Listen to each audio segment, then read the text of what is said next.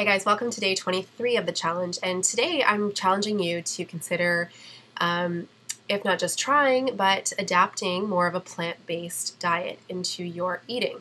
I have found this to be the pillar of my health and my family's health, and without sounding too preachy today, I want to basically just give you some great points as to why you'd want to consider eating this way, and provide you with a lot of research and links for you to educate yourself, because that is really the starting point for everybody. You want to become more aware of what you're eating and make the best decision for you, and that's what's led me to make this decision for myself and for my own family. So I just want to share a bit of my example with you today.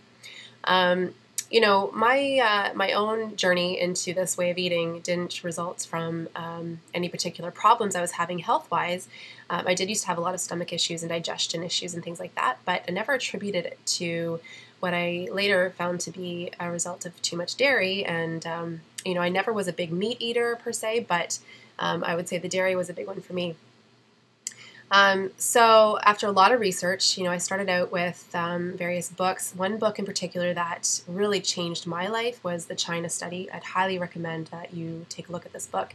But then, there are various other things. I remember watching the movie Food Inc., which came out a few years ago, and it really blew my mind. Just, again, those things that I'm very passionate about in being your own health advocate is that we are so lied to a lot of the time from government, from doctors, from agencies, pharma reps, all those groups of people that benefit financially from our, assumed ignorance, not knowing what's in our food and what we're eating on a daily basis. And I think it's really important that you educate yourself to find out what's best for you. So I would really recommend those two things. I'm going to be providing a link on the blog today of recommended resources for you to check out to make those decisions for yourself. But that's what really led for me. It didn't necessarily come from a place of wanting to be more compassionate to animals. That certainly can be an incentive for other people. But that, after I made the decision to eat plant-based foods, I started to view that differently too.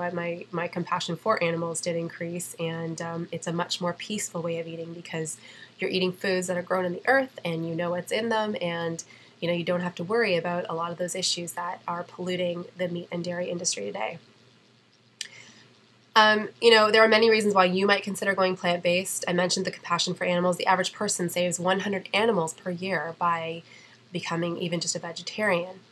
Maybe your incentive would be the environment. Did you know it takes 16 pounds of grain to produce 1 pound of meat? And more than half of all fossil fuels produced in the U.S. are used to raise animals just for our own consumption. The average person is going to do more to reduce global warming by not eating meat than by switching to a hybrid car. And perhaps your greatest incentive, which was mine, is going to be for your health. By not eating meat and dairy, you greatly reduce the amount of saturated fat and cholesterol that contributes to heart disease, which is the #1 killer for women today. Vegetarians are 50% less likely to have heart disease and have a 40% of the rate of cancer as meat eaters do. This doesn't even factor in all the benefits of the fresh produce you're going to be consuming in place of the meat and dairy. And we know that there's a lot of stuff in our meat and in our milk that we just should not be consuming, and oftentimes we aren't even told it's there. Think about this. This is what is always the clincher for me. If you just came out of a massive heart attack or found out that you were just diagnosed with cancer, your doctor is not going to prescribe a diet high in meat and dairy. He's going to prescribe you a diet high in plant-based foods, vegetables, fruits. Get your produce. Get those live enzymes in your body working for you and make your food work for you, because food is a drug. And, that's really the bottom line. You've got to think about that. When you're sick, you don't crave sugar. You crave foods that are going to nourish and heal you. And that's what I have found a plant-based diet to be all about. Wow, I'm starting to sound really preachy. I'm sorry about that, but I get kind of excited about this topic. So here's the deal. Your challenge today is I want you to try this way of eating just for a week. You're planning out your meals today. I want you to take a look, find some recipes that will work for you and your family, but focus on cutting out the meat and dairy.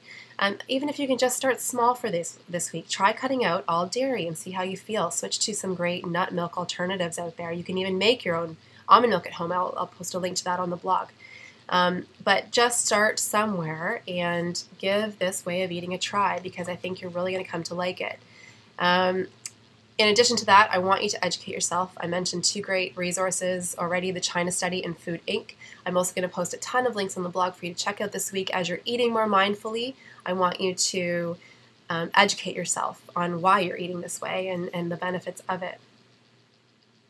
And I know this subject can raise a lot of questions. You know, the number one thing I often get asked is, well, how are you getting your protein? Well, myself and my husband are very active, healthy people, and we have no problem getting it from sources such as whole grains, amaranth, quinoa, vegetables. Did you know broccoli has 1/3 of its calories come from protein?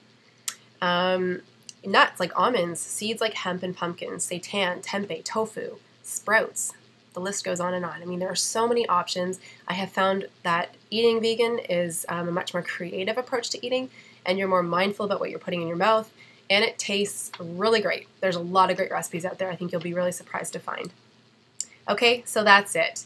Give this way of eating a try and send me a picture of your glowing skin by the end of next week, because you're going to glow and you're going to love it. And, you know, if you're not loving it, listen to your body and add back in what you think you're missing. But the most important thing is to do your research and, you know, let's not be ignorant about what's in our food any longer, okay?